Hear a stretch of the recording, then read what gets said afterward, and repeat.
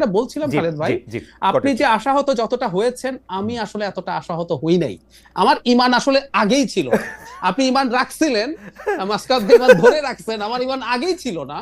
আমি যে তরুণরা এই রকম জায়গা থেকে উঠে এসছে, এবং আমি একমত মাসকাত ভাইয়ের সাথে একেবারেই, এই রকম পচে যাওয়া একটা সোসাইটি যেটা সোশ্যাল অ্যাকসেপ্টেন্স আছে, আমি কথাটা ইদানিং রিপিটেডলি বলছি, এখন এই করাপশন, এই রকম দুর্বৃত্তায়ন আমাদের কালচারের পার্ট হয়ে গেছে। খেয়াল করুন, আমরা কি এই প্রশ্ন এই দেশে করি? আপনি অনেকদিন দেশে আসেন না, মাসকাত ভাইও আসেন না, কিন্তু আপনি নিশ্চয়ই খবর রাখেন।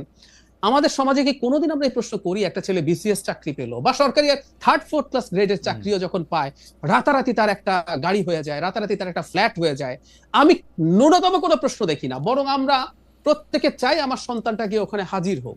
সো এই যখন অবস্থা, সেই তরুণদের সামনে যখন, আমি আবারও বলছি, সব তরুণ করাপ্ট হবে না আমি তাই মনে করি না, কিন্তু একটা উল্লেখযোগ্য অংশ হবেই নি। স্ট্যাটিস্টিক্যাল যে প্রবাবিলিটি আছে সেটা তাদের ক্ষেত্রেও প্রযোজ্য, কোনো সন্দেহ নাই। তো সেই তরুণের সামনে যখন এরকম অবারিত সুযোগ আসে, it's the same thing. BCS চাকরি হয়ে আপনি ঘুষ খান আর চাঁদাবাজি করেন, এর মধ্যে আলাদা কিছু নাই, বরং কম বয়সে তারা আরো অনেক, মানে 1-2 কোটি খাওয়ার জন্য তো বিসিএস এর যে জায়গায় যেতে হতো, কম বয়সে তারা সেটা দেখে ফেলছে। তো এটা করবেন তো ডাক্তার রহমান, আমি শুধু বোঝার জন্য, যেহেতু আপনি এগুলি কাছে থেকে বিশ্লেষণ করেন, আমি দেশে সর্বশেষ গিয়েছিলাম 2024-এর ইলেকশনটা যখন হয়েছে, তো সুতরাং আমিও একটু আমার কাছে কিন্তু পরে মনে হয়েছে যে এই কথাটা হয়তো ঠিক। তারা যে আন্দোলনটা করতেছে সেটা একটা চাকরিকে ঘিরা না, 2019 সালের পর থেকে তারা সংগঠিত হইতেছে, সেটা যদি চাকরি হোক, নিরাপদ সড়ক চেয়ে আন্দোলন হোক, এমনকি আমার ঝাড়ু দেওয়ার অধিকারও হোক, এরকম একটা কিছুকেও যদি তারা জাতীয় আন্দোলনে পরিণত করতে পারে, তারা আসলে আলটিমেটলি আন্দোলনটা করতেছিল শেখ হাসিনাকে ফেলে দেয়ারই।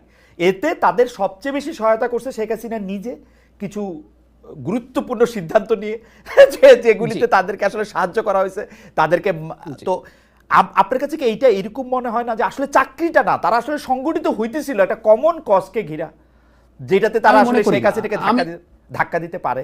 আমি মনে করি না। তাদের অনেকের ভেতরে এই ইচ্ছা ছিল না তা বলছি না। আমি, আমার রিটেন ডকুমেন্ট আছে, আমি অনেকগুলো কলামে এটা লিখেছি, আমি আমার ভিডিওতে বলেছি, আমি বাংলাদেশের তিউনিসিয়া মডেলের একটা ঘটনা ঘটবে, আমি সেটা একদম ক্লিয়ারলি বলেছি।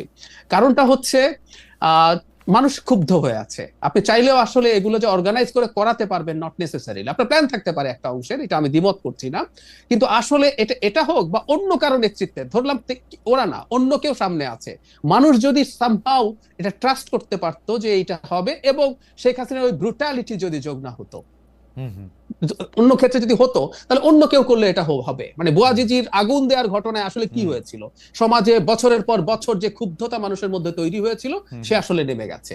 ঠিক এই ঘটনা ঘটেছে। সুতরাং এটা তাদের কারো চিন্তা থাকতে পারে, কিন্তু তারা পরিকল্পনা করে এমন একটা কিছু ঘটাতে পারবে, কারণ এর মধ্যে শেখ হাসিনার অনেকগুলো কাজ, শুধুমাত্র তার একটা উক্তি না। যেমন ধরুন, আমি প্রায় বলি, 16 তারিখ যদি সাইদ মারা না যেত এবং সেটা যদি ভিডিও না থাকতো, আমি এটা একটু যোগ করতে চাই, ধরুন আমরা একটা বর্ণনা পড়লাম যে একজন নিরস্ত্র তরুণকে পুলিশ গুলি করে হত্যা করেছে, তার দুহাত প্রসারিত ছিল, কিছু আসতো যেত না আমাদের কাছে, হয়তো আর বাকি 5টার মৃত্যু হতো। 5টার মৃত্যু বিরাট সংখ্যা, কিন্তু সাইদের ভিডিওটা আমরা যখন দেখলাম, একটা ফাঁকা জায়গায় দাঁড়িয়ে একজন তরুণ এই করছে, পৃথিবীর নড়ে গেছে। আমি ভারতের মিডিয়াকে দেখছি, তখনও ভারতের মিডিয়া অবাক হচ্ছে যে কিভাবে এই ঘটনা বাংলাদেশে ঘটতে পারে।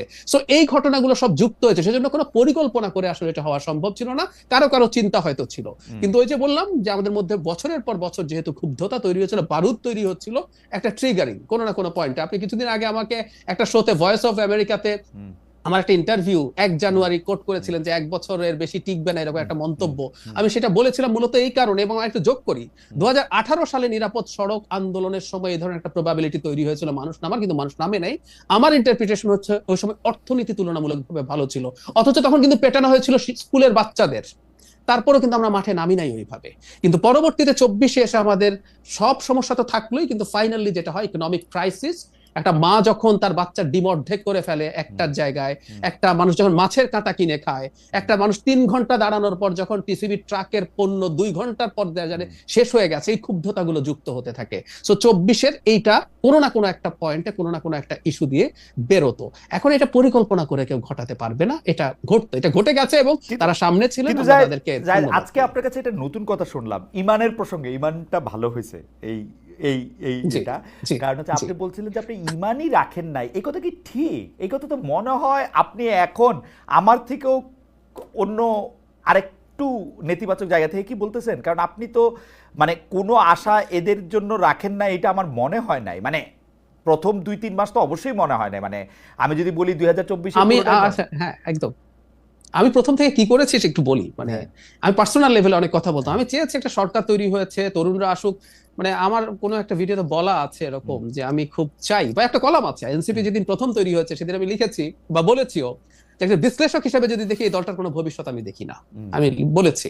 কিন্তু আমার ভেতরে চাওয়া হচ্ছে এনসিপি অসাধারণ দল হিসাবে গড়ে উঠুক, কারণ বাংলাদেশে আমি যেহেতু একজন সেন্ট্রিস্ট মানুষ, বা আমি আমাকে সোশ্যাল ডেমোক্র্যাট হিসাবে পরিচয় দিতে পছন্দ করি, বাংলাদেশে বিএনপির বিকল্প হিসাবে একটা ইসলামিস্ট ফোর্স প্রধান শক্তিতে পরিণত হোক। কিন্তু ডক্টর রহমান, এইখানে আমার একটা অবজারভেশন আছে আপনার নিয়ে, সেইটা হচ্ছে যে আপনি কিন্তু একটা ভালো এনসিপি চাইছেন। সেই এনসিপিটা কেমন জানেন? এটা ছোটদের বিএনপি, মানে জামাত হবে না, অনেক বাম হবে না, কথা শুনবেন তো একটা বিএনপি তো আছে, আপনি একটা ছোটদের বিএনপি তো চাইছেন মনে হয়, সেই জন্য এনসিপিটা আপনার খুব বেশি ভালো লাগে নাই আমার মনে হয়। আমি খুব ছোট, আমি না না আমি আমি বলি আমার কথা, আমার খুব ছোটদের বিএনপি না চেয়েছি তাও না।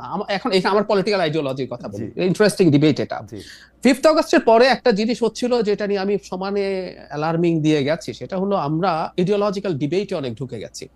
আমি এই কথা রিপিটেডলি বলেছি, যখন আমরা আইডিওলজিক্যাল লাইনে আমাদের পলিটিক্সকে সাজাবো, এটা জনগণের জন্য ক্ষতি এবং বিএনপির জন্য সুবিধা। আমি বিএনপির লোকজনকে সামনাসামনি এই কথা বলি।